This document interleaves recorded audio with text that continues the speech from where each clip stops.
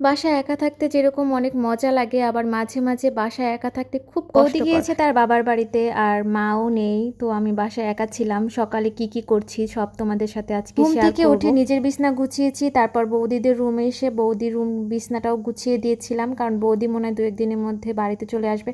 আর দেখো সকালবেলা আমি একটু কাজ করলে আমার কেন জানি না মাথাটা ঘুরায়, আর আমি তখন খুব খারাপ লাগতেছিল, আমি অনেকক্ষণ বসেছিলাম।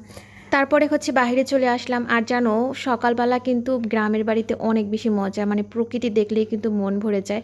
বাড়িতে আসলে আমি চেষ্টা করি একটু সকাল সকাল ঘুম থেকে ওঠার, কারণ একটু আশেপাশে ঘুরে যেহেতু দেখা। আজকে আবার আমার নাস্তা বানাতে হবে, সকালের নাস্তা, তো ফ্রেশ হয়ে নিলাম। এদিকে দেখি কিছু জামা কাপড় রয়েছে, সেগুলো ভাঁজ করে নিলাম। আর আমাদের বাসায় হচ্ছে সব থেকে সুন্দর করে ভাঁজ করতে পারে আমার বৌদি। সে জামা কাপড় কিন্তু অনেক সুন্দর করে ভাঁজ করতে পারে, এদিকে কিন্তু তার যোগ্যতা অনেক বেশি।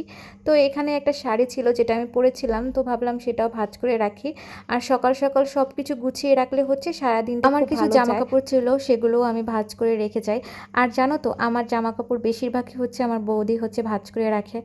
আর এই তো তারপর গিয়েছিলাম খাবার জল আনতে, তারপর সকালে নাস্তা বানিয়েছি। আর ভিডিও করব সেটাও করার সুযোগ পাইনি।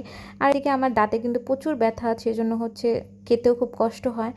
আর তারপরে দেখি মা এসে পড়েছে, আর দুপুরে রান্না মা হচ্ছে আজকে মাটির চুলায় রান্না করতেছে, আর আমি